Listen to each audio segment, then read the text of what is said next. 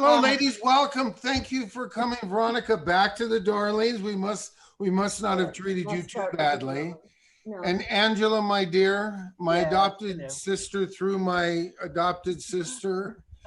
I don't know how you would call that, but thank you for coming. And My pleasure. My first time. I can't wait.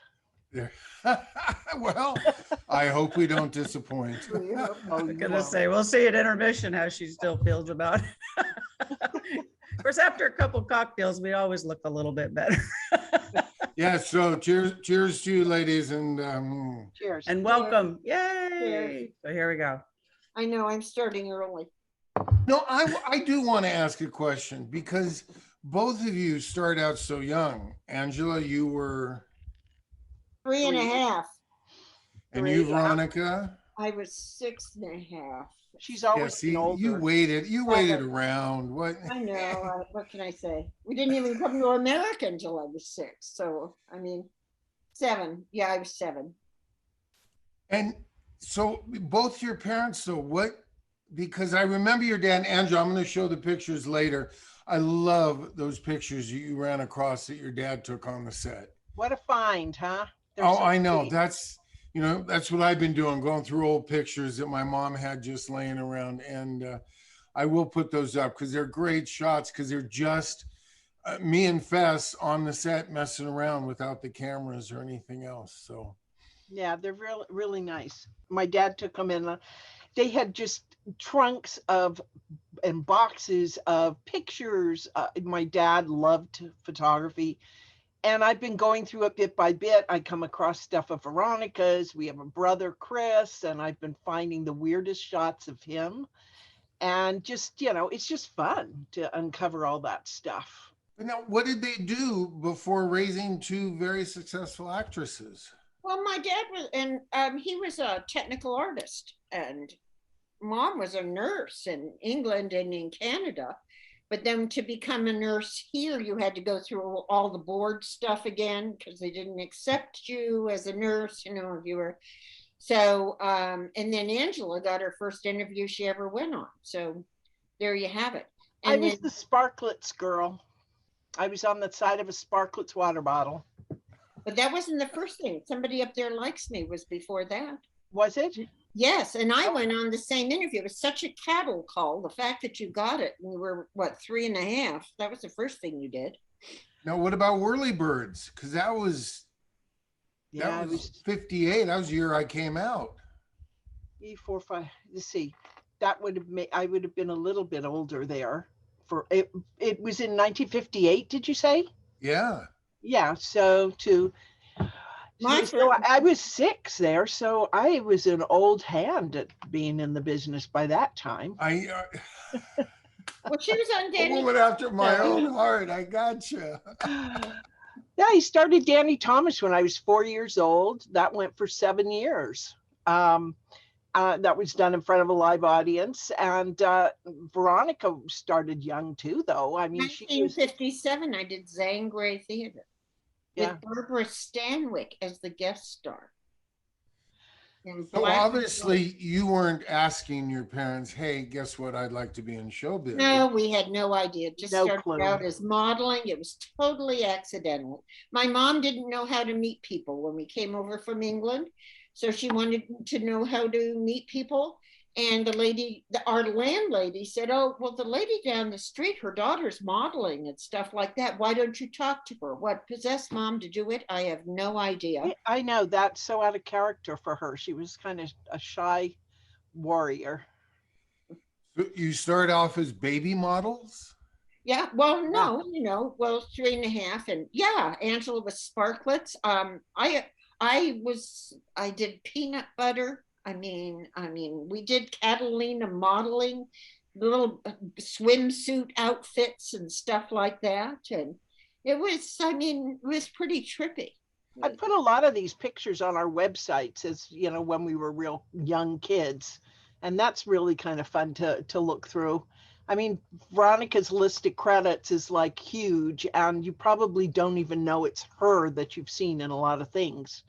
So it's just a fun experience. That's Veronica Cartwright and Angela Cartwright. That's the other one. You know, So she it's fun just to appears go through. wonderfully in roles. It's great. Well, and now they couldn't have kept working. I mean, because all of a sudden you go off and do Sound and Music on one side of the world, and you go to Boonesboro on the other side Yeah, of the but world. I auditioned for The Sound of Music. Well, that's And where I thought I didn't was get it. auditioning for when And I I got didn't get it. So they said I could go over to Austria, you know, and be part of the, because what were they going to do with me for 3 months? And while I was over there, Michael McLean, who was the casting man, Owen McLean was his dad, it was the casting man there too. He says, don't worry about it. I have you in mind for something. And it ended up being Daniel Boone. So my dad, my brother, and I came back. Didn't Chris come back with us? Or did Chris stay with you? No, I think Chris did come back with you, which is kind of amazing. That mom, that must have been so hard for her because she was. I don't remember Chris coming back. Oh, did he stay with us? Then he must have stayed with you because my dad and I stayed at this airport hotel in Heathrow because it used to, you'd have to go to Iceland. You'd land in Iceland. It was the polar route they used to take. And Ringo Starr was on our airplane. Yeah, we're not talking a big sonic jet here either, too. We're talking a prop plane crossing the polar. With what, 13 hours or some ridiculous thing. And yeah.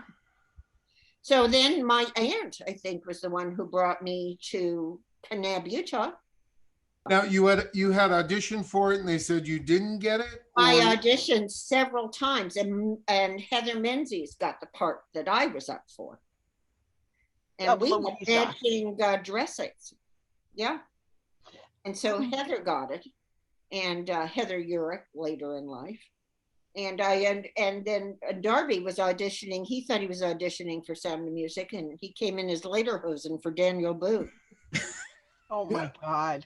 Oh no, I thought I was going to be the youngest one because originally the youngest Van Trapp was a little boy. Yeah, no, yeah, because how old would you have been in '64? I was 5. Okay, so that was a bit young, I think, for Kurt. Because he was for Kurt, he was up for Kim Carrath's part. But it was a girl, Kim Carrath. Well, he's saying originally it was a boy. Originally it was a boy. Oh. And then Kim got it and did great. Yes. God, I think and there is that little itty bitty thing about my singing that might have held me back a little. Might have done that. Yeah, there were singing auditions, there were dancing auditions. Definitely everybody all over the world auditioned for that part. It was just an amazing thing to get it, play Brigitte. And it doesn't go away. This is the movie that just keeps coming back again and again. It's going to be at the Bowl in September. It's going to be at the Hollywood Bowl again in September. Oh, that'll be a fun night. Oh, is that open? Yep, Hollywood Bowl. Oh, fabulous. That's a wonderful evening. It's under the stars. It's usually fabulous weather and everybody sings and hisses the Baroness. It's so much fun. And you're given a little. Who doesn't know the lyrics? All sorts of stuff. Yeah. I'm sure they put the lyrics up for people like you, Darby. No, they already know the lyrics. Everybody else. Well, I knew the words. It was just getting them out in a way that people thought was pleasing. There. That's funny. But that's funny how that movie played a part in both of us. And in both of us getting Daniel Boone. Isn't that weird? And that somebody else was cast. I didn't know somebody else was cast as Jemima. See, you tell me all these things that I never know because somebody else was cast as Jemima. I thought you said you didn't. No, Heather Menzies got the part in The Sound of Music that I had auditioned for, and then the casting man said, "Don't worry, I have you in mind for something," and it ended up being Daniel Boone. Okay, there you go. See. There you go. And I have a question for Angela, because yours went from the Danny Thomas show directly to The Sound of Music and then directly to Lost in Space. So did you immediately come back from doing Sound of Music and audition for Lost in Space? Do you remember how that went? Well, Sound of Music took a year to film between the recording of the music and the filming over in Austria, and then it rained like crazy over there, and we were had a much longer shoot there in Austria than we thought we would. And then we came back and did all the indoor scenes. It took about a year. And then they kept me on the lot, on 20th Century Fox lot. And I don't know whether they were trying to find something else for me to be in or whatever, but it was a pretty close gap. And I went and met with Irwin Allen, who was a huge fan of the Danny Thomas Show. And when I walked in, he said, God, I didn't know if you'd come in here smoking a cigar. I thought that was so weird that he said that, because I don't think he knew how old I was. And of course, Danny always smoked a cigar. So I think that's why he thought maybe I'd be smoking a cigar. But I always thought that was a weird thing to say. But anyway, yeah. And he cast me right then and there as Penny Robinson. So you were always Penny then? You never considered you for any other part, but so Penny was always from the get-go. That's cool. I was Penny, and then they cast Bill Mumy as, they were originally supposed to be twins, but Bill got it. I think he had seen him on Twilight Zone, and he was kind of a big star at the time, he'd been in a lot of stuff. So yeah, and we were fortunate enough to get cast in that, and that was great. Went for 3 years. And Veronica was working in Daniel Boone at the same time. So we were working in tandem at 20th. Both on 20th Century Fox lots. But on 2 separate ones, because you were on the back lot, right? No, I was on Western. We were on Western. We don't call it the back lot. I'm sorry. I was on the front lot. What can I say? Well, yes. No, we had our own little studio, Western, out there on Western Avenue. And what was it? The movie, I remember this. What was it? The other show that was shooting there. It was the airplane one, the jets. Oh, 12 O'Clock High. 12 O'Clock High. 12 O'Clock High, yes. I loved that show I always used to watch that with my dad. He loved it too. Well, because of the planes, because my dad was part of the Royal Air Force. That's how he became he built airplanes. I mean, he get the parts. He drew them. And gather them and then figure out how to put them all back together again. Right. Robert Lansing was a good friend too. So that was a fun one. We had Lancers come in there. We had the Monroes come in there. We had a number of them come in there. But yes, we were the more select studio. I was up for the Monroes. Yeah, that was Barbara Hershey. Right. Yeah. Yep. Is that after Daniel Boone? Yeah. Veronica, did you ever find out the name of that restaurant that you said your mom used to take you to lunch to, that you were going to take Darby to? The Assistants League. Did you get invited to, Angela, or did you not get invited to the lunches? I don't remember. No, because we were on separate lots. It was called the Assistants League, and it was 1 block over, and it's still there. The Assistants League always had like one of those little gift shops connected to it, and you would buy things. But I don't know. I think it's still there. All right, I gotta go check it out. I forgot to check it out last time. I have to check it out this time. Put it on your list, Darby. All right, we got a couple comments here. So Darren, Darby's sister, says, I won't get jealous with you loving your TV sister. We know you love your on-screen sister, and you will not forget me, your blood sister. LOL. How could I ever forget you, Dare? Just having a little bit of FOMO there, I think. Your sister, I kind of remember her when she was younger. Darren? Yeah. It was because she would come, because we would, when I wasn't working or we weren't working or that particular day, they would send us to the main schoolhouse, which was on the primary Fox lot. And then that's where we would be with Angela and, anybody else, Christine Farrar, anybody else that was Mrs. working Clamp. for Fox that was under 18 at the time. Mrs. Frances Clamp. Frances taught everybody from Shirley Temple to... I actually was sent a picture, and I posted it on my Facebook page, of that schoolhouse inside with all the pictures of all the kids that she had taught from Elizabeth Taylor to Roddy McDowell to all of those students that were there. And, you know, it was kind of like you never knew who you'd see, because sometimes there would be someone who was guest starring on a show or something that would just be there for the week.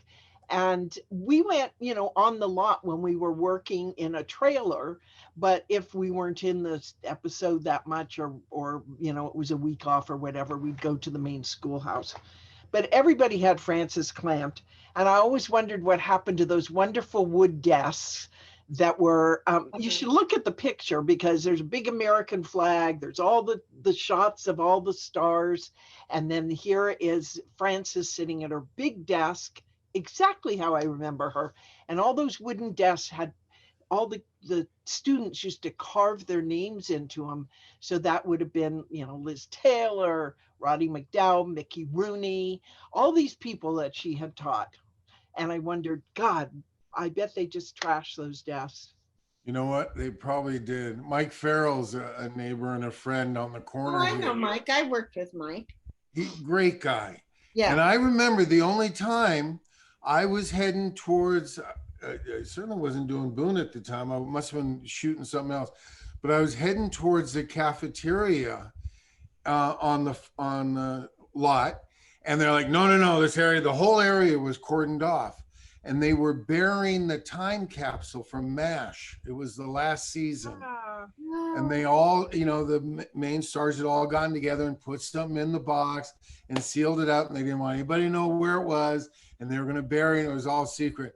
And I ran into Mike, asked him about 3 or 4 years ago. I said, I just got to ask you, whatever happened? He goes, well, they were expanding the cafeteria. Some contractor ran across it, didn't know what it was, and threw it away. Oh my God. Oh Oh, how horrible.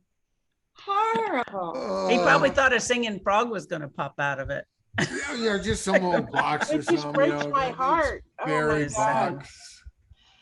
You know, I used to, and maybe you remember this if you were on the main lot at all, there in the restrooms, there were you'd go through those big doors, and then there'd be the restrooms on either side, those big wooden doors, and then you would have entrance into the set. And it was, so there was like a little hallway thing. And I can remember on Lost in Space, there were these boxes just piled. Never knew what they were. We just kind of ignored them. But it turned out that these were all the archival continuity pictures that they had taken, because they did them on every single show, every TV show, every movie. And this is where they had stored them. And when I was doing research for Styling the Stars book, which is all continuity pictures of the stars that were at 20th Fox. Beautiful book. I found out that's what were in these boxes. And then they made an archive, which is below the mill. And it's like, if the end of the world comes, that's where you want to be. It's really in the bowels of the studio. And I mean, you go down this weird kind of thing, and then there's all the archives, and that's where they stored all the pictures. They finally made a place for those amazing pictures. And that just kills me that something like that, you know, time capsule wouldn't have been kept to go into those archives. Oh, absolutely. And, you know, it's great that the pictures aren't deteriorating, because unfortunately, you know, I'll open up a box and, you know, the moisture will have gotten to it, or the rats get in, and you just lose all these pictures. And well, we experienced that. Tom McLaren and myself, we had gone with Jeffrey Thompson, who was the head of the archives down there. There were boxes that had not been opened for 30, 40 years. And we blew the dust off of it. And it was just such a cool experience. I really felt like, you know, and you've done a book about Indiana it now, Jones, too, right? I'm sorry? And you've done a book about it now, well, too. Yeah, right? Styling the Stars, Treasures from the 20th Century Fox Archives. Yeah. All right. And we're going to talk a lot more about that at the commercial, because that way I know Angela will hang around to watch her sister get kidnapped. Oh, yeah. Did I give the plot away? I kind of Oh, remember no. the show from when it first aired, so I'm anxious to see it again. Oh, these are fun Well, to I haven't watch seen again. it since that it first aired. This would be interesting, but I found a great picture and I have this fabulous fringe jacket on. I just love that fringe jacket. I wish Is I that knew right it. before Fabian? We And did I the was Fabian kiss, and there was no kiss when we did the whole Okay. show. because he was French kissing me. And I have a picture of it, of us kissing. Yeah, it wasn't did in all the this- show. Wasn't in the show. They just about They kissed knew and that- then they got interrupted. You know, they had a thing about that in that era because they would never let June and Guy from Lost in Space kind of have any intimacy at all. I mean, no, they, you know, they yeah. certainly were willing, and they just never let that be on the show. It was just like, Weird. Yeah. They always had, Yeah. well, look at come a long Jesse and way, Jesse. haven't they? I don't want to say this, but I don't think they'd be having somebody pull the young boy behind the rock now. Come, Will Robinson, you know, and yeah, times Yeah. have changed. Yes, definitely. Danger, danger. Danger, danger, so are we gonna danger watch is the right. show now? What? I said, are we gonna watch The Choosing now? Yes, we are. Oh, good. Great. Hang All on. right, well, let's go ahead and get started. So the way this works, so this episode is called The Choosing. It is directed by Thomas Carr. It was written by Paul King. This was from season 1. It was episode 5. The air date of this originally was that was before. the air date. Oh, I'll be to refresh your drink. The air date was October 29th. No, I needed to get a seat because I'm Monica, people are watching this. well. All right. I'm sorry. I need to get a comfortable seat. I wasn't comfortable. Do you Good have to some teach you how to popcorn? turn off your I microphone. don't have popcorn. But Okay, All right. are we turning off our video and our one microphone? episode. Yes. Well, I'm still trying to finish here. Oh, So okay, our go ahead, air Jason. date was October 29th, 1964. Now, for some of our new people, we ask that you post your questions to our stars in the Q&A versus the chat, because I don't really look at the chat, but I do look at the Q&A. So if you want me to try and read this to our guests, I know a lot of you have already posted some. As you see, we kind of went off book. So I will try to come back to these comments at the first break if they'll give me a chance. We're not sure how the night is going to go. So, but anyways. So for my panelists, you'll just click off your microphone and click off your video. And then when you see us come back from the break, we will just turn it all back on. All right. So I guess they're all ready to go. So this first segment is 15 minutes and 8 seconds. So we will be back about 8:15. We'll see you guys then.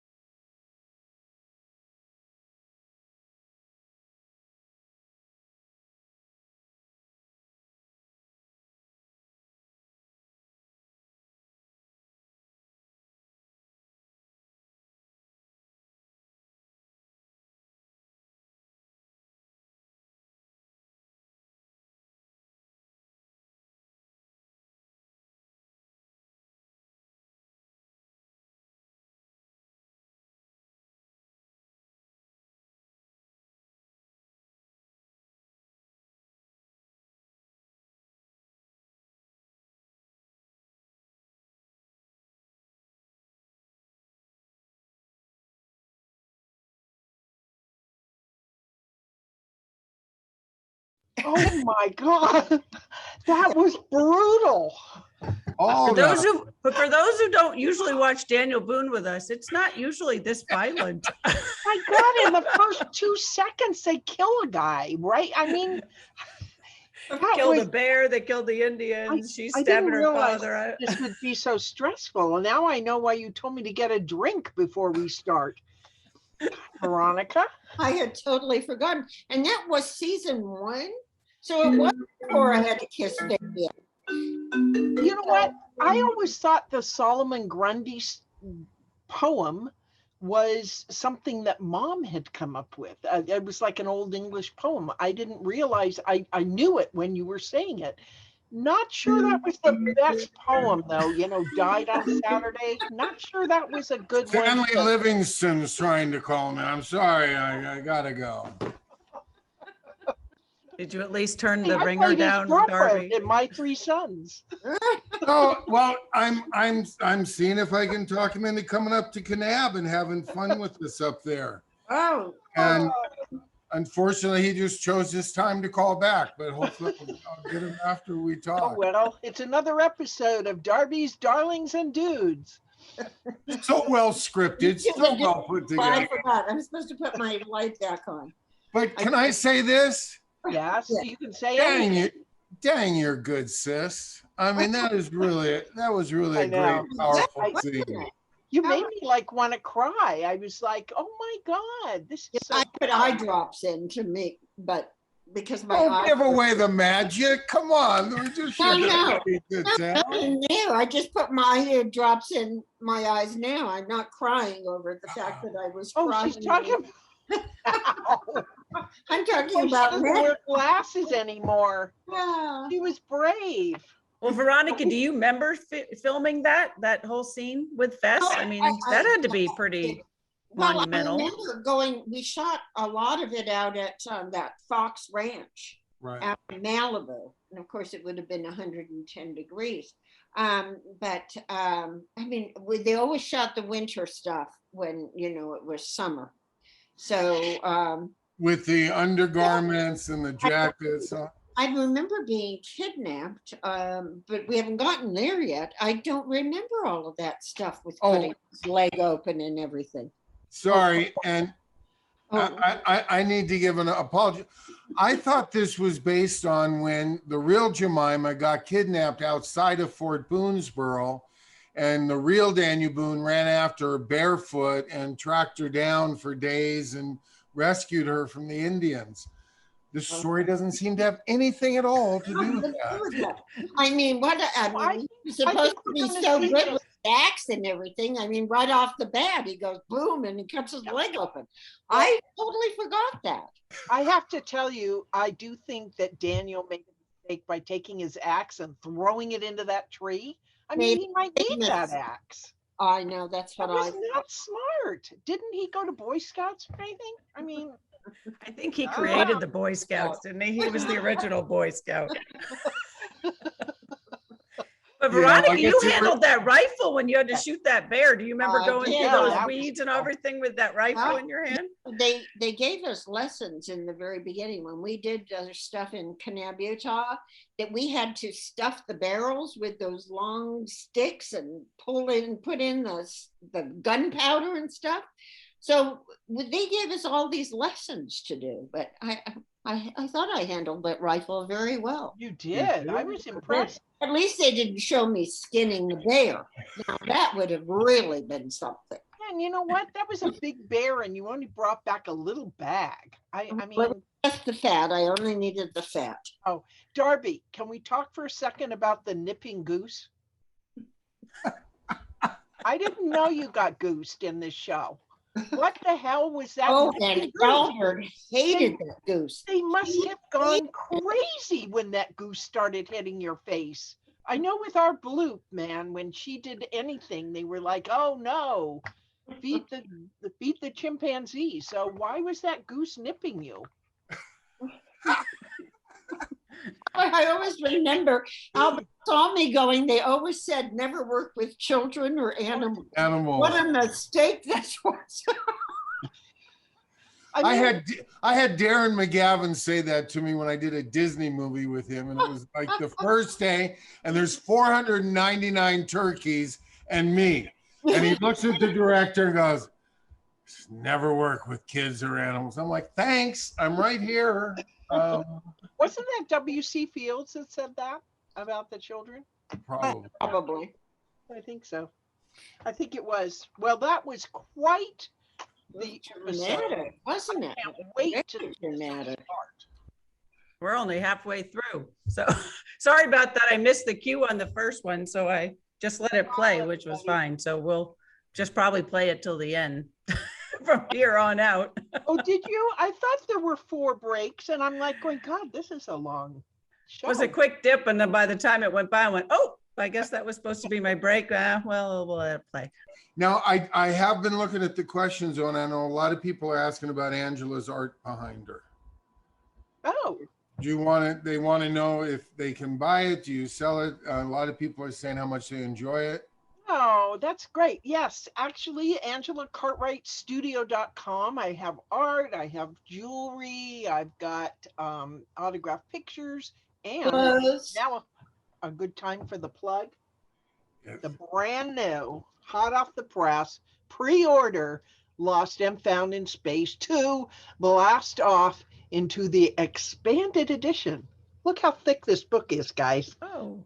We found new pictures, Bill Mooney and me, from the archives of CBS, and there's so much more because this book came out about 5 years ago, and there's all sorts of stuff that we remembered, and it has just yesterday it dropped to pre-order, and it'll be out in September. Shameless plug. It's not shameless. There's nothing shameless about it. That's why we would expect no less. In fact, there's a comment on here from a Bill M, and I don't know if it is Bill Mooney, but he says, "Hi, great to see everybody. The girls are just as beautiful as ever. Darby is okay too. My friend Mr. Nobody is my favorite Penny episode." That wasn't Bill. Somebody who pretends he was. There's another Bill M out in the universe, I'm sure. No. Well, we could ask you, what is your favorite Penny episode? Well, it was my friend Mr. Nobody, definitely. I loved it. It was black and white. It was our first season, very noir, very dramatic. I was just talking with somebody about the music from Lost in Space done by John Williams, who was Johnny Williams at the time, who is amazing composer of many, many movies. He went on to have quite a career, but Lost in Space, the theme was one of his very first creations. And we all had our own music. And I was actually listening in the Daniel Boone behind. If you listen to the music, these are the days when they used to go in and perform live to the screen, watching the show. They don't do that anymore, very rarely. And boy, does it make a difference. So I was wondering, is there Jemima music and is there Israel music? Because it never occurred to me. Well, but I worked for John Williams. I did Witches of Eastwick, and John Williams was the composer.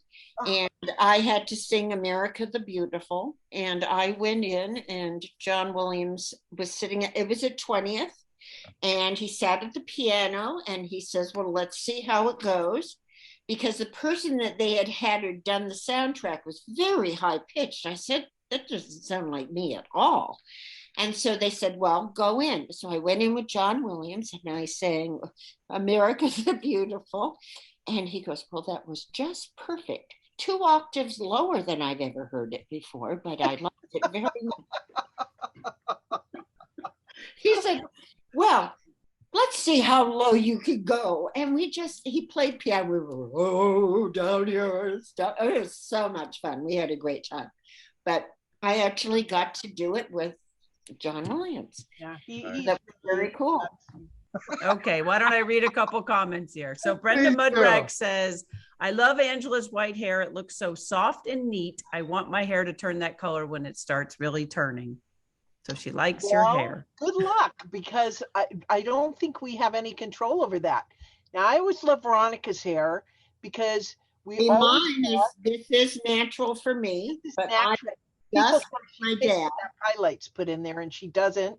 She takes after our dad, and I took after mom. I was so sick of dyeing my hair. It wasn't taking anymore. I mean, it was like, oh, this is such a drag. And so I took a chance and I went blonde for a little while just to as it grew out. But oh my God, it's freedom. So I am so glad I don't dye my hair anymore. And thank you for the compliment. Pamela Riley Pavkovich says, love your coonskin cap, Veronica, and your hat, Darby. Back on. It's probably, was it hot? Is that why? Was it making your head sweat? It was getting there. That polyester, it's not a real coonskin, but see, it says Disneyland. It's official. She sent me a picture of it. She said, I'm wearing this on Darby's Dudes and Darlings. Darlings and dudes. Did they recognize you at Disneyland? Yes, one person did. When buying this, somebody recognized me. How about From that? Daniel Boone or from Alien? From Daniel Boone. Oh, nice. From Alien. How No. about that fringe jacket? Wouldn't you just love I that? die for that fringe jacket. I mean, I have a fringe jacket, but I would die for that fringe jacket. And matching boots. Did you see the matching fringe boots? Weren't Yeah. those? They were No, nice. it's interesting because this was all in black and white. This whole season, I guess, was black and white. And then when we went to the next season where it was in color, I wore the most hideous shoes. I mean, they looked like little Mary Jane things. I didn't look like I was, did we get a new costume or something? I mean, I would have been quite happy wearing those boots all the time. But I do remember I didn't like those nightgowns. All right, now here, how about this one? Can we see this picture? Yes. Oh, yeah. Oh my gosh. Yeah. There you go. That could use a little contrast there, Darby, but that is really old. That is in the classroom. what, Darby? And there's Billy Booty. And that is in the classroom. I got another one here. With the National Geographic behind us. Did you see them all piled up? Remember those National Geographics? Oh, yes, I remember. Yep. Okay, here. That's coming back from Art Day. Remember every Friday was Art Day? Yeah, now see, there's somebody that used to drop into the classroom. Stephen Arngram. That's Bill with his hippie tooth. That looks like shark. He was doing Land of the Giants at the time. Yes, he was. And I have on my Sound of Music Austrian cape that I got in Austria. And you have done a beautiful work of art there, Darby. You actually, though, look a little windblown there with your hair. All right, let's see if I haven't. And this is just a really good one of Francis. That was Francis Clamp that we talk about. That you taught have a everybody. man bun. You began the craze for the man bun. Look at you with your hair tied back. He has a little man bun. He did. It is. Francis, isn't she lovely? You know what's really interesting about Francis Clamp? I always thought she was really old. Did you think that, Veronica? That she was really old? Sure. I mean, I think she was young. I really do. I think she was maybe 35 or 38 or something. But you know, she lived to 100. I know. Billy and I, and he was on room 222. We all went down to see her at Leisure World, and she was just wonderful. You must have gone. Who did you go with? We went with David Jolliffe, Bill, and me. Who else? Was it Johnny Crawford or somebody? We all went and saw her. Did you go separately? No, I think I was there. I don't remember you. You don't remember me. Well, that says a lot for us right there. Maybe we were ready for Leisure World then. but I remember driving all down there on the freeway to go see her. Huh. And she, it was great. Wow. Those were fun times, absolutely. Yeah, memories. That's back also when 20th Century Fox went across Olympic Boulevard. Remember, and that had the whole lower lot, and that's where a lot of that stuff is. And now the killer is that Disney owns 20th lot. Yeah, well, it's all changing. Little Santa Monica Airport's being kicked out, everything. When Nate Now's left Beverly Hills, I mean, that's Yeah. Well, move all right. on. Anyway, this is the positive show. We won't talk about all that stuff. Yeah, now we got all depressed. And now I hope there's a happy ending. I hope Daniel Boone lives. Yeah, Oh, Well, we went on you for might 6 not be more able to seasons, say so it. yeah. on episode 5. Let's hope he lives. Jemima runs off, leaves him, and he dies of gangrene. I don't want to spoil it. They gave me if this was episode 5, you said, Ginger? Yes. I mean, that's pretty amazing for the first season to, I mean, have me, Jemima, be like it was my particular show. I also wanted to commend you on your canoeing skills. Very good, weren't they? Excellent. Yeah. And that was at the Malibu lot. I mean, that was out there at 20th Century Fox lot on that. I don't even know how we got out there in that boat, but the Fox Ranch that's now Malibu State Park. And it was 110 degrees, and they used to have that backdrop of the clouds in the back of it.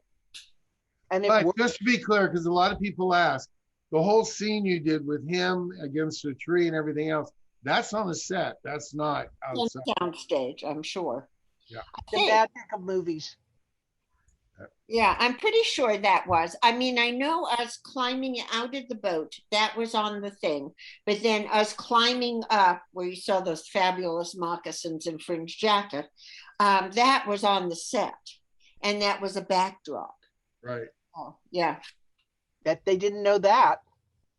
Do you know people accused us of having, like I had anything to do with it, but the mountains in The Sound of Music being a backdrop? And I always thought that was hilarious.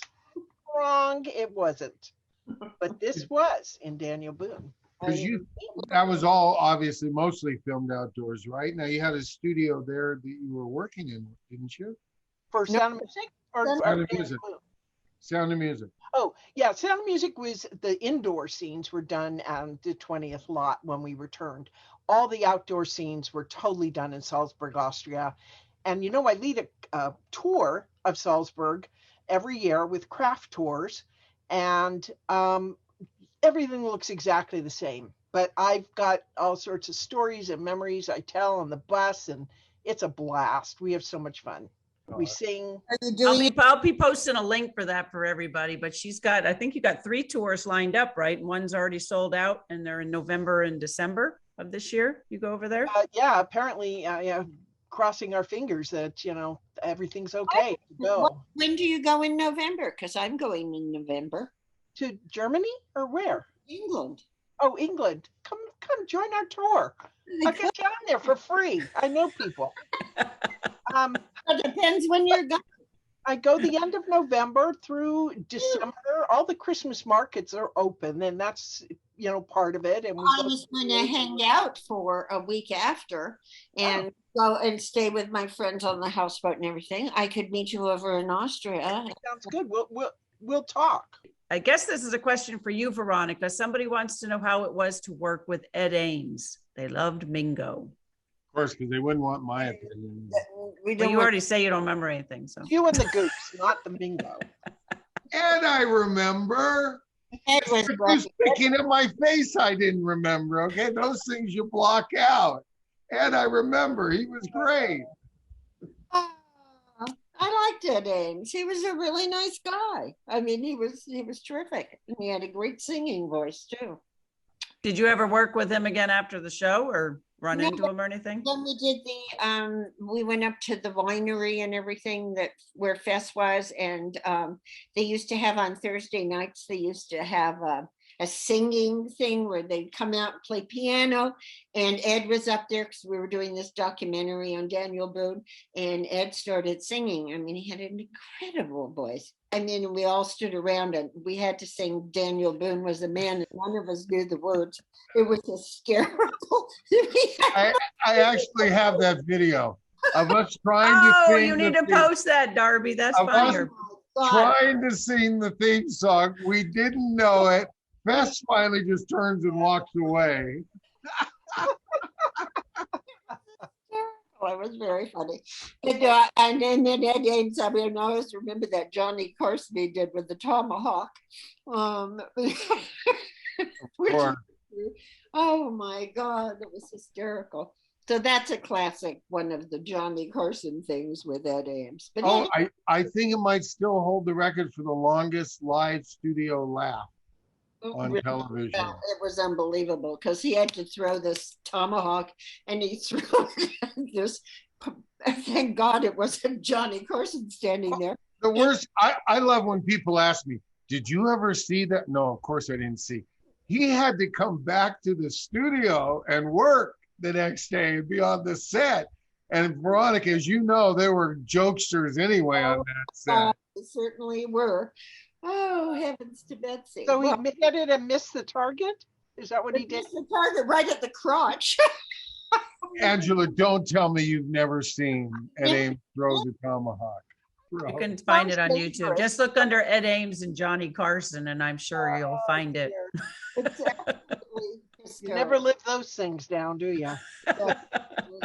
Once it's on the internet, it's there forever. There was one other thing, and I love you, Ed. I don't know if I should be telling this, but there was a time when he was stalking through the bush, the wilderness, and all of a sudden a twig came down and grabbed his wig and pulled his wig off, and he came out the other side.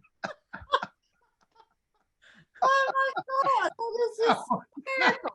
Oh my God, I didn't know anything about that. Oh my God, that's hysterical. That would be a blooper. I know, they didn't keep blooper reels. We had great blooper reels. Oh my God. Oh, why didn't they keep it? Yeah, Nobody did. You know, they used to do that every year. They used to put it together and they used to have a great big party at the end of the year and show the bloopers. And it was so hilarious. I mean, I can't believe that they don't still have those. I know. Just got to find that diligent person who has the copy somewhere. It'll surface someday when you least expect it. Somewhere they got a Huey helicopter landing. Daniel and I are being chased across the plains by Indians, and they got, hidden cameras down close and stuff, and the big camera up on the left. But we're running, and all of a sudden this Huey helicopter goes, and like lands, and we're like looking at it. Is this the MASH set? No, it's 2 hills over. Thanks. There were some good times. Yeah. Oh, and those things were all on film. They were all on film. They didn't have digital tape and stuff like that where you could just cut it. I mean, these things were actually on film. Oh, that is hysterical. Well, I missed that one. But, Mike Farrell and we did a movie of the week together because you were mentioning. Right. Yeah. What was the movie of the week? What was it called? Crime Suspect? My Brother's Keeper. Wasn't it My Brother's Keeper?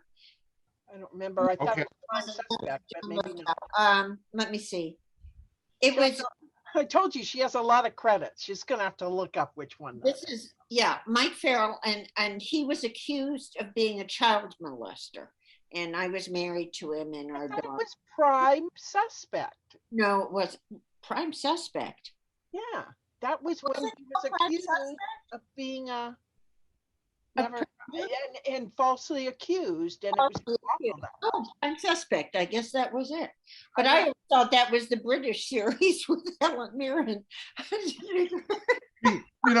I'm so sorry that once you left Boone, your career just didn't go anywhere, and you never worked again. Never heard from again. Mailbox is above mine at the mailbox. I run into him all the time at American Post and Parcel. Who are we running into? Mike Farrell. Oh, okay. Come on. And Shelley Fabre, his wife, who was great, and was Paul Peterson's sister on Paul Peterson's show, the Donna Reed Show. Donna Reed Show. I never did the hard Donna. to go back into the files, isn't it? Sometimes. I never did the Donna Reed Show. Especially with Nate. I don't know about you, but I got so many names thrown at me when I was a kid. I think half my brain said, okay, we just won't pay attention to those. Because I have a challenge bringing back names. Oh, well, we all have our. Which is interesting because I met the little girl that is the model for Tinkerbell. Hello, guys. Or Tinkerbell at Disney. And she has a thing where she can't remember faces. Ooh. She can remember names and everything, but she cannot remember faces. And she told me the name of the disorder, but I didn't know what it was. Because I can't remember the name of the disorder because I can't remember names. So there you go. Back to the show. I think we should go see. You can't remember the name. Well, let me read a couple comments here. Darren, Darby's sister, says, Veronica, you were a great actress back then that just kept getting better. Awesome to see both you girls. Yes, I have good memories with both of you. And Darby has a picture with you, Angela, and Billy Mooney and Clamp in her class on the lot. Is that the one you showed earlier, Darby? I think so, yes.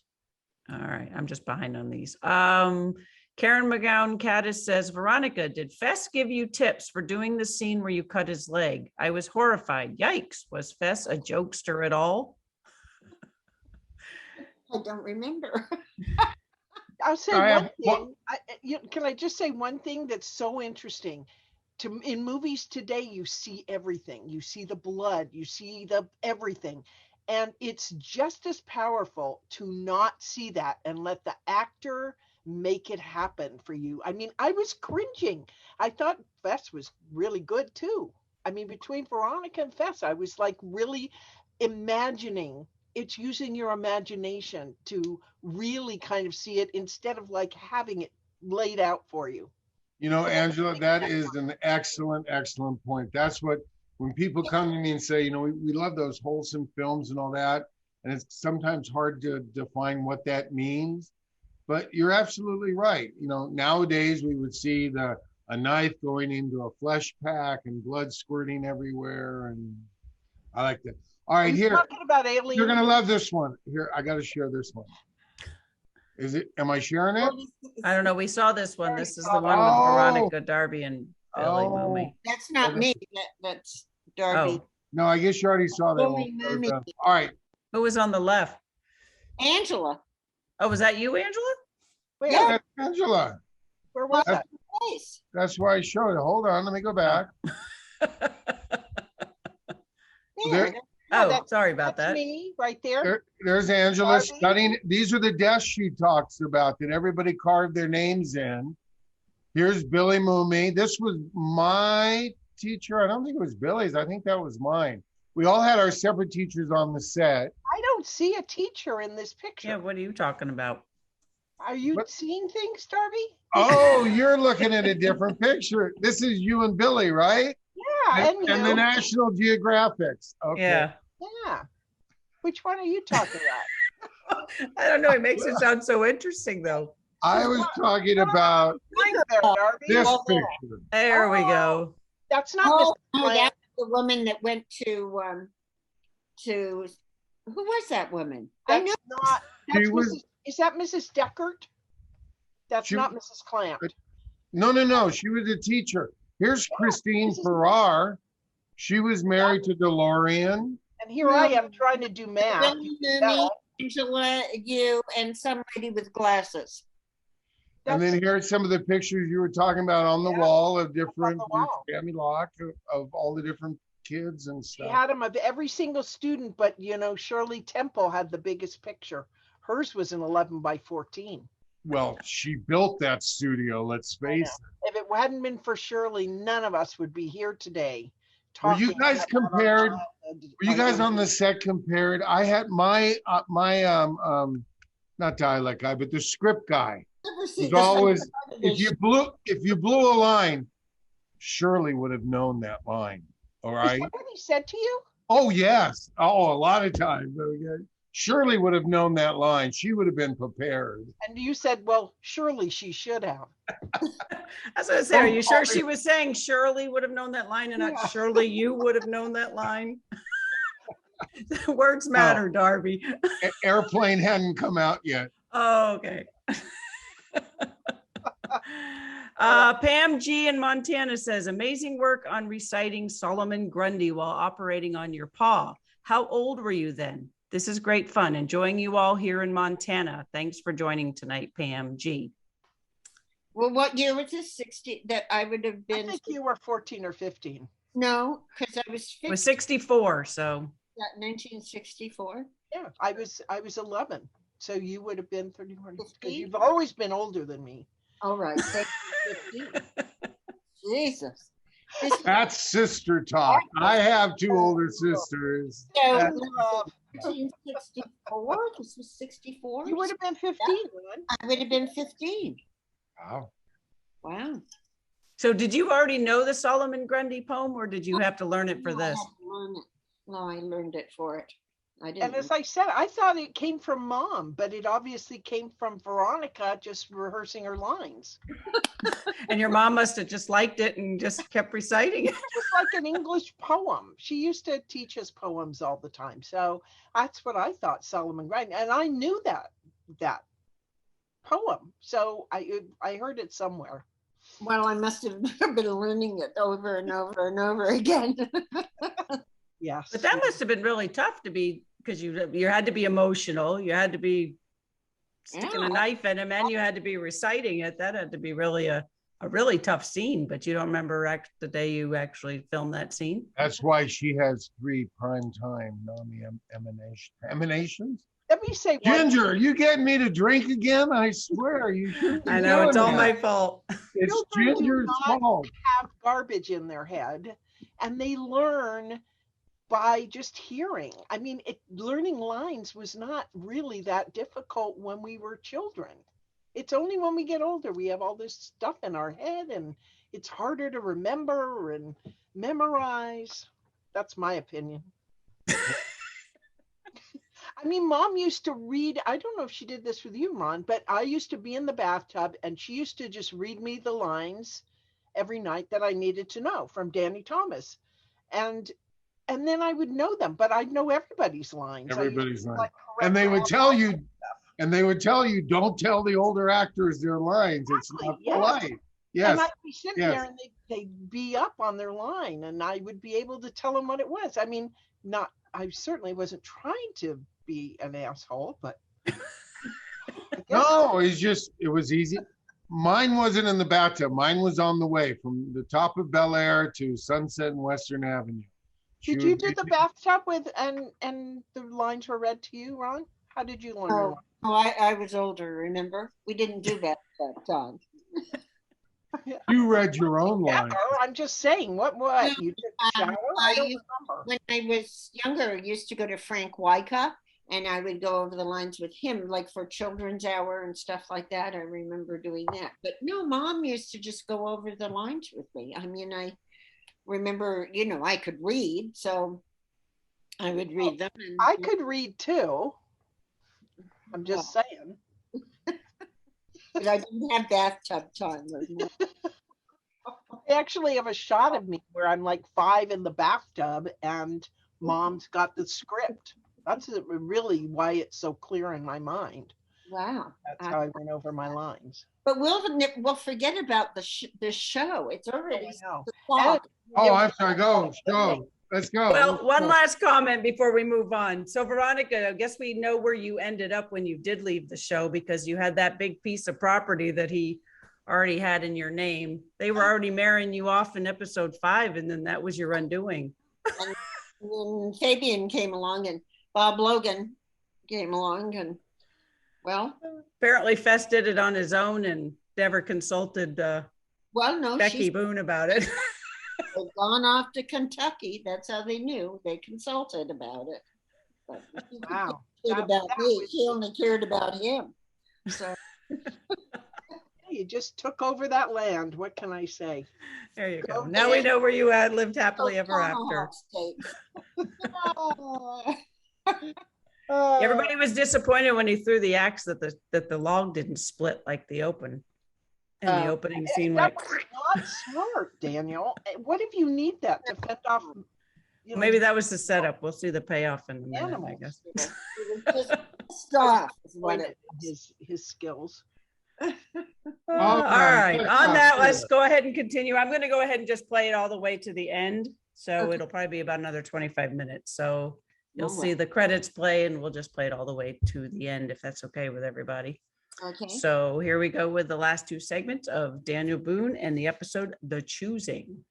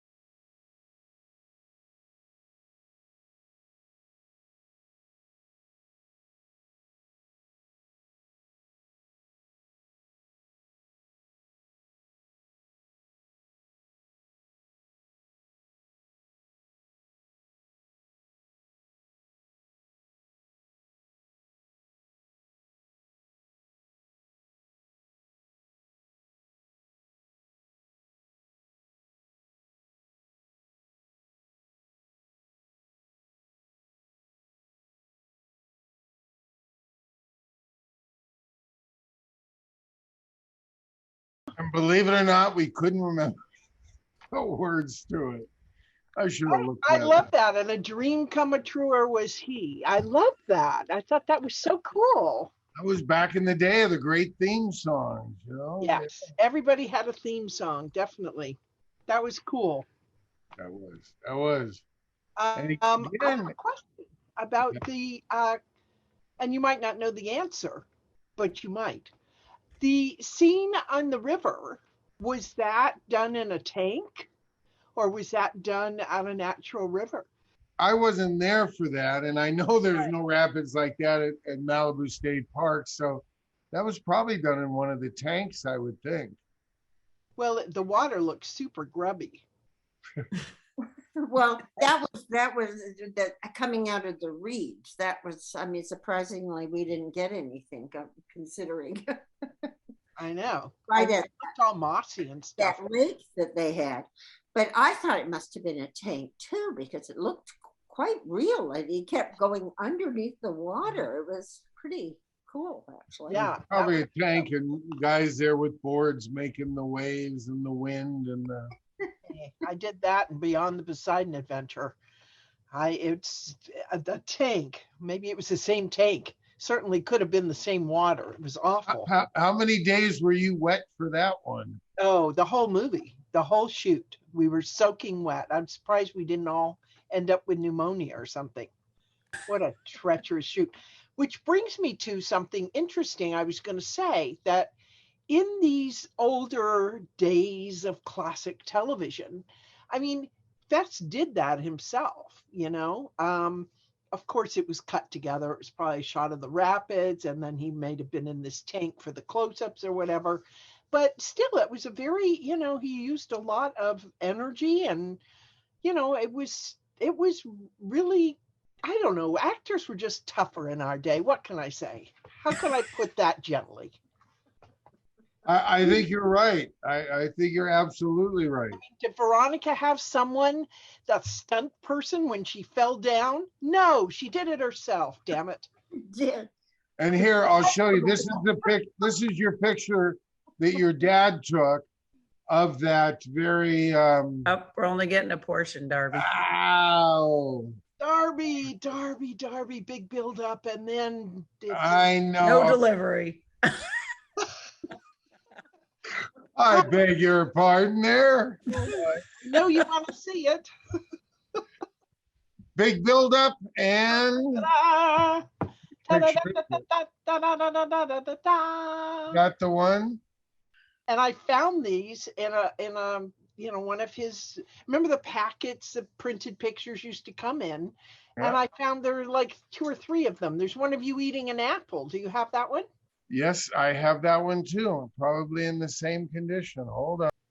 And there were a couple of Patricia Blair, I remember. I liked your hair, Veronica. I think I'm going to do that with my hair, with the bangs, and then this is longer. My hair was really cool, didn't it? You were cool. I was very cool at 15. There we go. There it is. How cute is that? Look at how cute that picture is of you eating an apple in a tree. And I'm telling you, the fact I got my mouth all the way around it is pretty cool. I thought to myself, though, I was way too close. I was way too close to him with that gun. I should have backed up a little. I knew that was going to happen. Well, of course, because otherwise you would have shot him. I know. Yeah. It's true. And Now, Angela's observation about the axe, sure enough, that Yep. came back to haunt him. It was stuck in the tree. Yep, that was a lucky thing. Actually, I thought it was a bad move, but it was a good move. Well, otherwise, wouldn't have known Daniel had been there. Who was that actor that played the bad guy? That because he looked kind of like Alan Rickman. Who was that? No, it wasn't Alan Rickman. I No, looked it wasn't. But at Fowler, the guy who played Fowler. he played Fowler. I recognize the name. But David Bryan, who was the major or the colonel or whatever, general or whatever, that name was very familiar. Well, you remember they all did the circuit. If you were on one show, you were on another one, you know, and it was kind of the same faces. I did notice, though, that he wore eye makeup. Who were I? Notice? The guy, the colonel, He had mascara on and he had eyeliner. Oh. And you know, Jonathan Harris used to do that too. And one of the reasons, I think, they were, first of all, stage actors to begin with, probably. And secondly, you know, in those days, those lights, remember the big key lights? And they were so big and so hot, and it just wiped you out. And that's why the women wore such heavy, you know, makeup. And the men had to show their eyes up if they had like light eyelashes and stuff. I didn't look like I had any eye makeup on at all. You were just a natural beauty, Veronica. I was, but in the next season, I had an eyeliner, and it was that with the little cat liner, a little went out beyond. I know. I was so thrilled on Lost in Space when I turned that last season and I could wear a little eye makeup. It was so exciting. With courage boots and all right, Richard Devon was the name of the actor you're looking for. Richard Devon played Fowler. Thank you, Brenda. Thank you, Todd. I love that. I had to wait to get a knife in my boot, and you had to wait to get the eyeliner. Simpler times. I got to ask Angela, because there was a show I never got to do, and I was so bummed, and I know you did it. I don't know if you did, Veronica. But when I ran into Bernie, I said, you know, you're on my favorite show, The Love Boat. I mean, what a great gig. Was it as fun to shoot? Veronica never did The Love Boat. Did you? I did The Love Boat. I was a surrogate mother for Donna Pascal and Don Grady. I was having their baby. It was a dynamic show. It really was a love boat. They took you on a trip with them? I mean, yeah, the stage 12. I mean, you know, it was like. You didn't get to go anywhere. You were just on the sound stage. No, we were on a fake boat with this thing behind us. That was pretty advanced to take their surrogate mother onto a love boat trip. Well, I didn't even know they had surrogate mothers back then. It was definitely a, you know, it really jumped that kind of, you know, it was an edgy show for the time. No, and Donna Pascal was afraid that Dawn was going to fall for me. Dawn was such a lovely. What kind of a surrogate were you? But I also, that was a good gig for them, but they weren't on a boat every week. They did all that first, and then they just cut it in. Right. That's great advertising for Princess Cruise Lines. Everybody knew about the cruises for sure. It actually really brought that to light. Oh, yeah, I'm sure they could get a free cruises if they wanted, you know, during the off season. Oh, they would have. Yeah, I'm sure. And the 4 people that ran it, you only had one bartender, one captain, one purser, one. Absolutely. They were everywhere. They were at the pool. They were in the dining room. They were. I wonder if they're going to have that kind of show for the trips to the moon and to Mars and stuff. You know, I mean, to encourage people to want to go on them. Oh, you mean like Richard Branson and like, you know, are they going to have a Jeff show? Bezos. Well, Are you publicizing the Love Rocket? Is that what you're doing? The Love Rocket. We might have to work on the name though. Yeah. The Love Rocket. That's so great. The Love Rocket. We'll be making. It'll be out soon, folks. Stay tuned. It's weightless. We're laughing. We're laughing. It'll probably be the hit series next season. It would, absolutely. And they could have a tagline, shuttle off to love. You know, it's funny though. It's not funny. Every space show is absolutely terrifying. I don't know who would want to go up there in the ships. It never looks like it's fun. They always, you know, don't have oxygen, or, you know, they're lose somebody on a tether. I mean, it's like horrifying. So it would have to be a comedy, probably. Or there's a show. I liked, what was it, Quest? What was Oh the- my God, Galaxy Quest was so hilarious. It was If you great. have ever been involved in a convention, did that not I don't know. Star Wars made it look pretty good out there. Yeah. Depend on what side you were on, the Ewok Oh, okay. village. Ewok Yeah, but the village ones was on a the lot Death better. Star, she's right. The Death Star, it didn't look so Rockwell great, in but Galaxy Quest. I No. love Sam Rockwell in Galaxy Quest. He was the character that had no name, and he goes, "I'm going to be the first to die. I know him.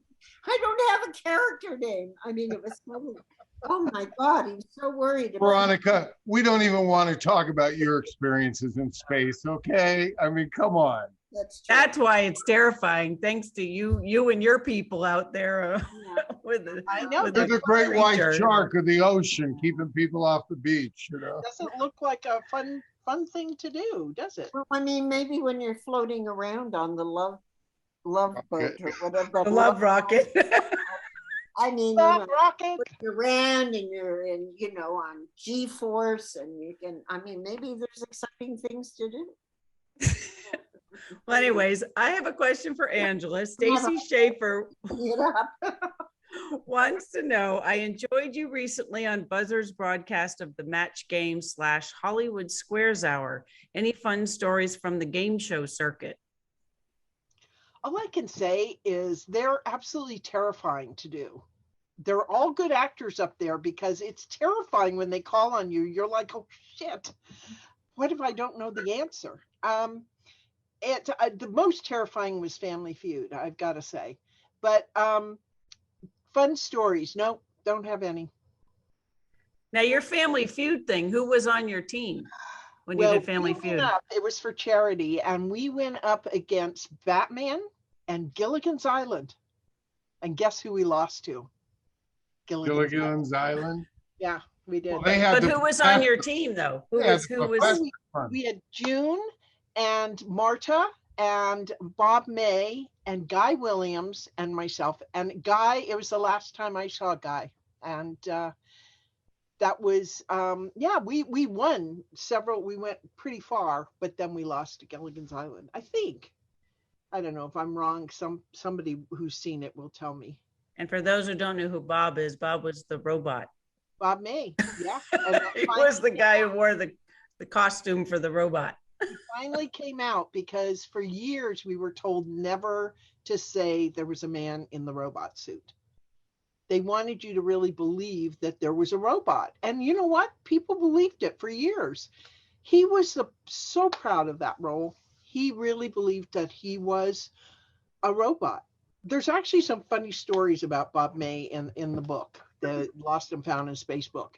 Because that's what I said. What book are you talking about, Angela? This is where you put your shameless plug in. This book, Lost and Found in Space, the expanded edition. And there's a lot of expansion in this book.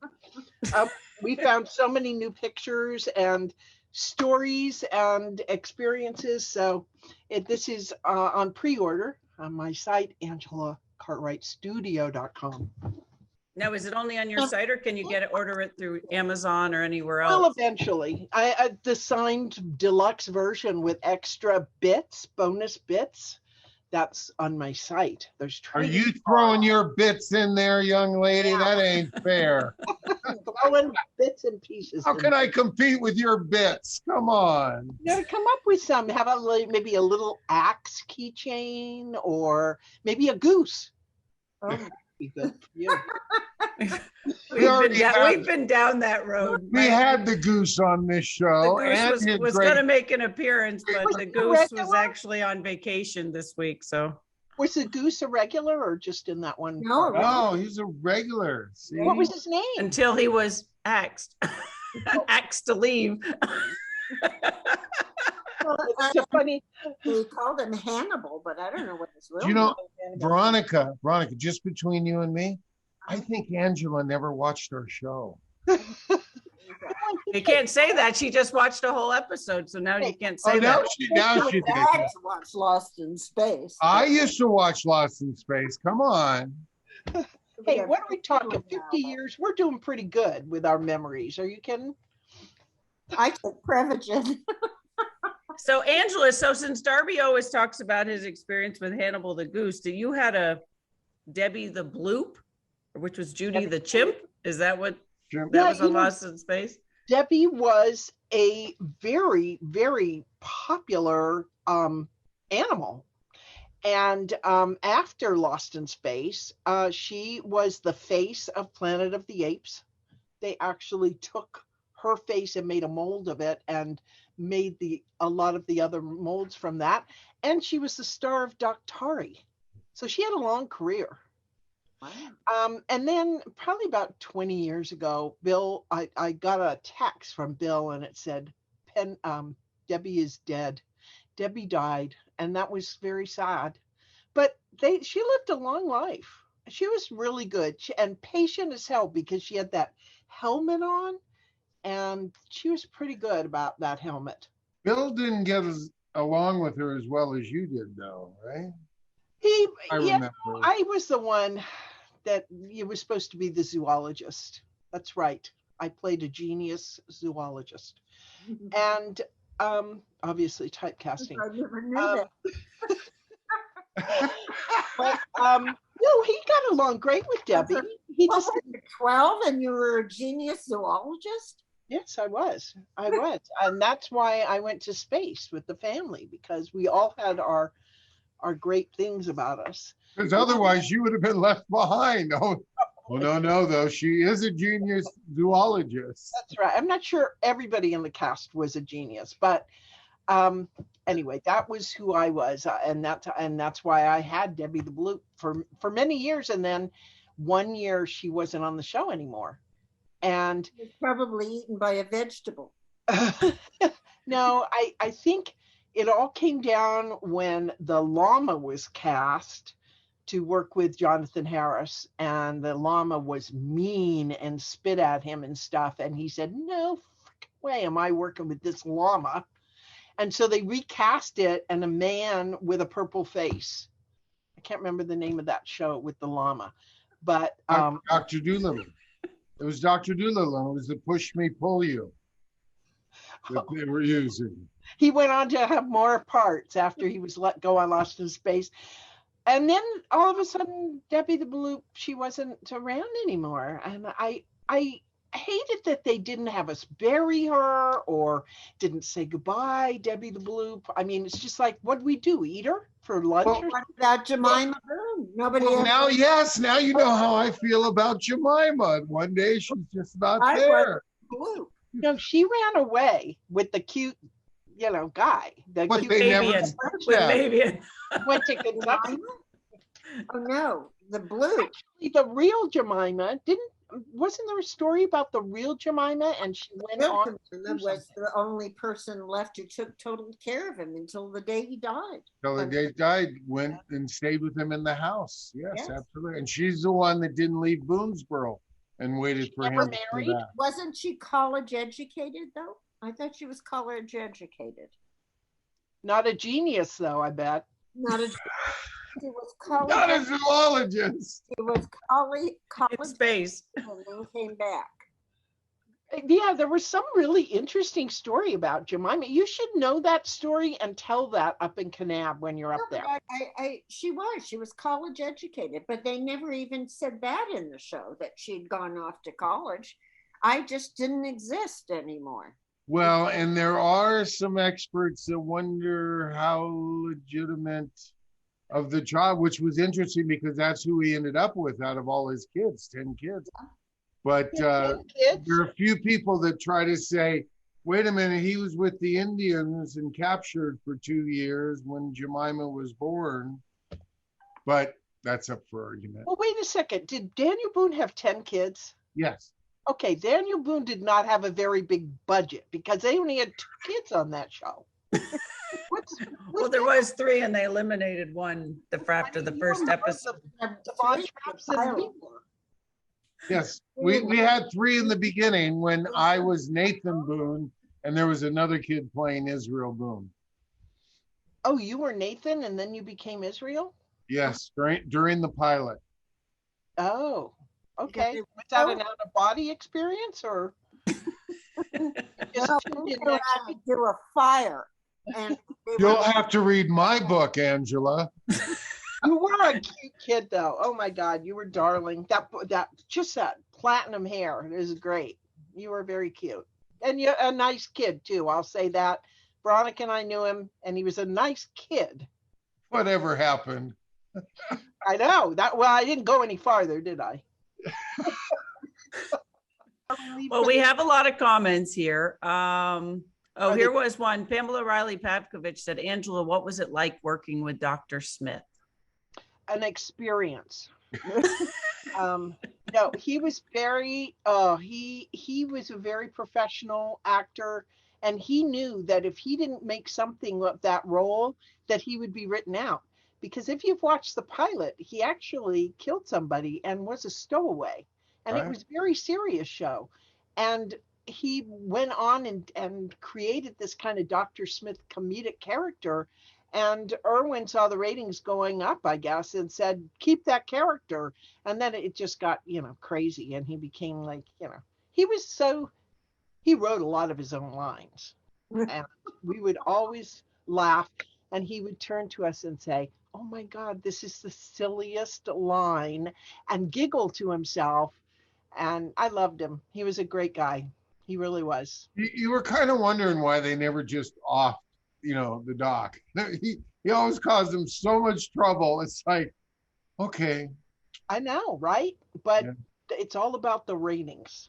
yes. Got good ratings, you're still on the show.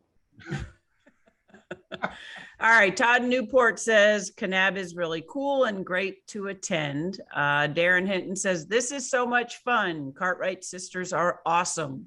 So you got a shout out there. Susie Kaufman says, this is so wonderful. Love hearing all of your stories and memories. Aren't sisters and brothers just the best? Thank you for the fun.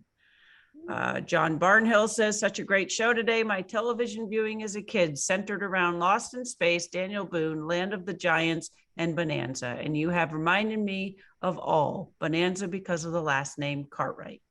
And Our Dad did a wooden sign, and wrote Ponderosa on it and stuck it out in front of our house by the mailbox because He did. so many people asked if we were on Bonanza.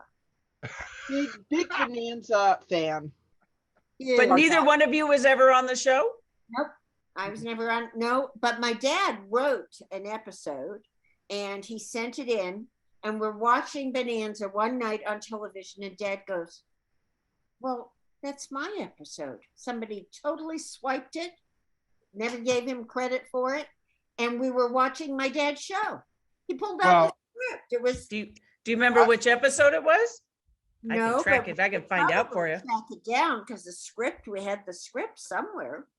Well, I wasn't going to mention it, but since we brought up Irwin Allen and Land of the Giants and all that, I was there when my mom went into Irwin's office and laid out this whole script, how cool she thought it would be if these giants went and came and plucked some humans off of Earth, and they had to live in this giant world and everything else. Because, oh yeah, Marilyn, I don't know, there'd be a lot of props. That would be like, hey, Darby, here, do you want this Voyage to the Bottom of the Sea game? And here, and he loaded me up with all these games and stuff.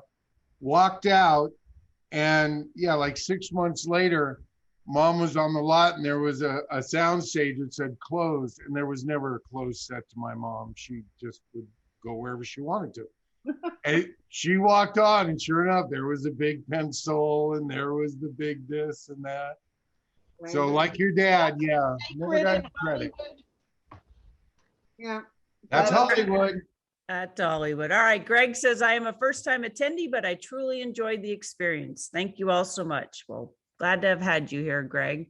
Bill M says, the tank scene was the same one for the pilot for Lost in Space with the chariot? Question mark. No, we weren't in a tank. There were just some muscly guys with big pumping that chariot to move it around, and then a guy on top chucking water through the top of the chariot, and Bill and I trying to get as wet as we possibly could. We thought it was a riot. And I think, oh my God, June and Guy and Mark and Marta, I mean, they must have been going, this is hell. And here's Bill and I, yay, let's get wet. Let's do this more. I mean, oh my God, that we were in that thing for like 3 days straight, being rocked back and forth in that chariot scene. Came out really well. Irwin directed that episode right after he snatched that story of Land of the Giants from your mother. He directed the pilot for Lost. Well, and she also told the studio, look, I have friends come in all the time, and all they want to see is the studio and sound stages and everything. Couldn't you have some kind of touristy thing where, they could come on and actually experience some of it? Oh, Marilyn, that's the last thing we want is a bunch of tourists running around the studio. Oh my God. Tell that to Universal. No, wait a second. That's really interesting because there was, which we didn't really know about it. When we went on hiatus, they made cutout characters, full size, of all of the cast of Lost in Space. And I got pictures in the book. And they had the spaceship, and they would take people onto the set, and you could stand with us, cut out characters. Another idea. They stole that from your mother? Oh. She thought it was great. She said people would love it. They would pay for it. Oh, Marilyn. Like Irwin's orb is right behind me. I'm sorry. Discovered through the window.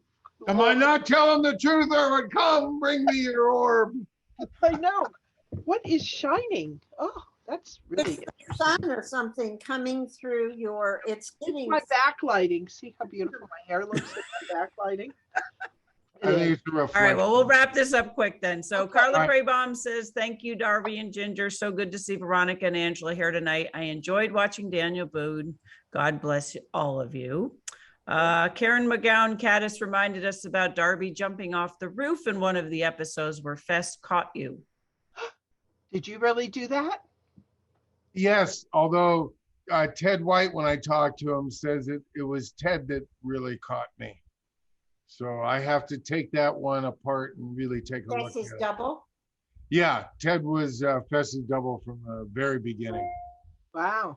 The name sounds familiar, but I do remember when we would have, Fessa being 6'6" was very, very tall, and most of the leading men in those days were very, very short. And so I remember doing something with some rather famous character actor, and they had him on an apple box and Fess in a hole. That's why Fess loved working with the, Rosie Greer and Rayford Johnson and all these big athletes, right? So Oh my God, it used to be hysterical. And you'd sit there and they'd have these actors on like double apple boxes and stuff like that because they were so short. And they were supposed to be menacing. It was ridiculous. it happens today. Yeah. All right, Kathy Ellis Stone says, this has been the funniest Darby live ever. Take this act on the road. Sure. Karen McGowan Caddis says, what happened to the dog on Lost in Space, Angela? We ate him. He floated off into space, where he was one of those that was dried food, and so that was one of our dogs is missing, was that episode. Never found out what happened. We must have had him for dinner. you took him for a walk and he floated off. I never came back. There are very observant fans. There was a dog in Lost in Space. The zoologist forgot to feed the dog is what happened. Oh, Tied him out and hung him up and they ate him. That's true. Either that or he was hooked to the bumper of the spaceship. I love that we're finding out that the sisters didn't watch each other's show. No, I remember, but I don't remember a dog in it. What kind of dog was episode. No, it was one episode with a beagle. it? Yeah. Oh. It was one of the early ones when we were all in t-shirts. And we were camping out. I remember that it was called One of Our Dogs is Missing, one episode. Oh, We used to watch each other's show. I remembered the choosing. I think I tuned in every week to watch it. Some of them weren't as memorable. Some were. That's why she can't remember all of them. you know, I mean, we're talking 50 years. Aren't we pushing it a little bit? Remember every episode? Rude. Are you kidding? Listen, I'd love to bring you back and we'll watch one of the Lost in Spaces. I think that would be a hoot. Absolutely. Yeah. Rocket. I love Christine Flint says, so enjoyed hearing all the stories and watching the episode. Thank you all for a fun evening. Karen McGowan Caddis says the dog came with Albert Salmi on the spaceship Beagle. Oh, now see what a small world that is. See how the actors did that whole cycle. Albert Salmi. Yeah. There you go. Oh, he was on a Lost in Space. He did a Lost in Space, yeah.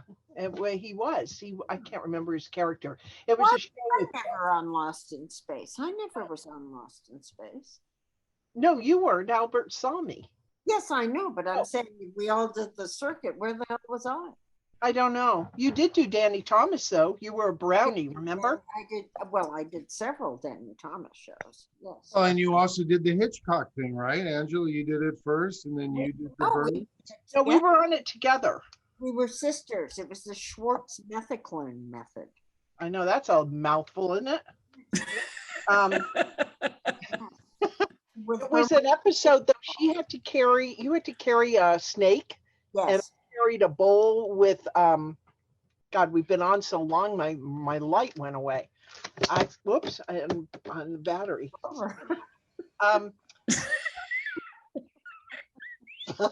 That was the Lost in Space episode. I look like that guy. There was an episode like that with those. Oh, I'm sure there was. Saticons. We had that in Wagon Train last week with Clu Gulliger when he went devil. He had the flashlight under him. It was a Saticon. That's kind of what it looked like.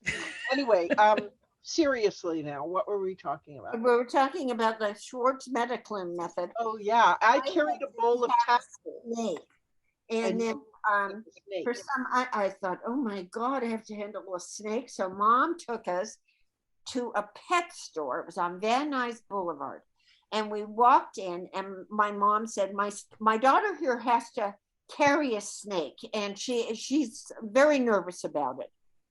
And it turned out to be the same snake. This was where they were getting the snake for this episode. So I walked around the block. I was not going to touch that thing. I thought it was going to be slimy, but it wasn't slimy at all. It was very dried skin. And so, I mean, by the end, so I'm on the show and the thing's going around my neck, and everybody's like totally in awe. If they'd have seen me the day before, I would have totally panicked. But that snake went on to get his SAG card and become like a star of the movie Snake. Snakes on a plane, right? I don't know. Part 2 in Malibu Express, there was Cancer Snake. The snake goes crazy. And isn't that interesting? I mean, my mom, she really got herself in it. Well, we'll just take you down and you're going to try out holding a snake. I was panicked, but after that, I looked like I was like totally cool. And you were very young. She was very young. Yeah, well, we both were. Well, we both were. Yeah. And I think I'll talk to you later, Veronica, about your need of having another snake in your life, because I just happen to have one since Ginger's not going to take it. A snake? I don't want a snake. Yes. comes with a cage and everything. He'll set you all right. up. Yeah, runs with a cage, everything. What kind of snake is it? A boa or something? No, it's An orangish one. It's pretty, but it doesn't live in my house. Florida rat snake. Oh, really? And why are you getting rid of it? Hey, it's 7 o'clock. I think I should let you guys go. All right, well, let's go ahead and wrap So up. much Just fun. so to follow up on some things. So for those who don't know, if you want to hang out in Austria with Angela Cartwright, she's got tours that you get to sing along with The Sound of Music, and she'll tell you stories and show you sites that were in The Sound of Music. There is one of her tours is already sold out, but I'll post the link to the tours company. So if anybody wants to do that in November or December, that would be a fun way to hang out in December with her. Veronica, are you still going to London for the London Film and Comic Con in November? Yes, I am at the end of November. So if anybody, they have a whole bunch of actors, but I think Tom Skerritt's going to be there with Veronica talking about Alien. And that is November 19th to the 21st in Olympia, London. And that's the London Film and Comic Con.com. If I will post that as well. I saw in your IMDb, you are in pre-production on some movie called How to Talk with Spirits. Yes, we're just trying to get all the money together, and we've got several cast members, and we're working on getting some other people going and get some financing. So I'm sure I've got a call about that, right? Quentin Lee he is the director, and he wrote it, and he's producing it, and so What's your story? it is. It's a cool story. It's a real life person, June Hearn, and she is a psychic who worked with the San Francisco Police Department to unravel murders. And she's still living, and it's Looks just like Veronica too. Weird. Oh, well, there you go. It was Veronica destined to be. But she can play a psychic really well. And then for Darby's fans, so this is his calendar. So at the end of August, we have Western Legends Roundup, which And is I'll August be there. 26th to I'm 28th. gonna And be Veronica there. will be there. We're going to try and see if we can get Angela there as well. So Oh, that's Peter will also be there, and yes, you can read all about there'll that. be quite a few people there. That's also the event that where they're presenting Darby's father with a plaque, and Darren and his sister Darcy will both be there doing a Q&A for the presentation. I'm trying to sweet talk Darby into talking to Bonnie about getting a special VIP section for the darlings, so that for those of us, we can get some sort of plugs out of it or something It'll positive be out the of it. noisy section. I know that. That's for sure. Hey, but we'll all be together. What do you want? And then we got the Cowboy Way Jubilee, October 7th through the 10th, 2021 in San Angelo, Texas. And then, of course, the Mid-South Nostalgia Festival, which is next year, June 9th to 11th. So that sort of wraps up his schedule for now. Well, we don't know what we have on tap in a couple of weeks.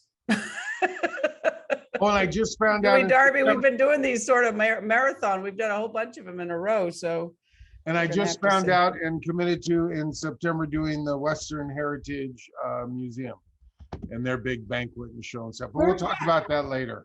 Pasadena. No, in Oklahoma. Oklahoma. Oh, I did that one. Oklahoma. It's great. Yeah? I did that once, I think. Yes, I think I did. I don't know if you were there, but I remember going to it. They had a big I stick. told you she was psychic. So you're saying she thinks she was there, but she wasn't really there? Uh-huh. Sometimes they all blend together. Was it I've the been there. musical? No. Oh, and of that's course, the great. big one is, don't forget, Darby's birthday is August 19th. Ah, So I don't know if that is a Thursday night. So we don't know if he's going to tune in or not. At his age, he might be celebrating every year. very good. I'm kidding. I did notice there are a lot of Leos in the Darlings. Anyways, well, you ladies have been absolutely lovely. I knew this would be a fun night with the two of you. This was great. Veronica, I don't know if we can talk you into doing another Daniel Boone Sure, if episode it's sent sometime. to me, of course. Yes, of course. The vodka tonic, that's all. Remember, Or we'll bring you back and we'll watch a Lost in Space, and then you can talk about how you don't know anything about her show. I'm just kidding. That sounds like fun. Darby, I guess we'll be talking. We have We will. your We'll new play- demo reel that's all posted, so you might start getting busy with work. So that'll be good. Thanks for tuning in. Bye. Yeah, but to all the darlings and dudes, thank you for tuning in, and we will see you. Just stay tuned to the list for our further announcements. Everybody have a good night and stay safe. thank Good. you.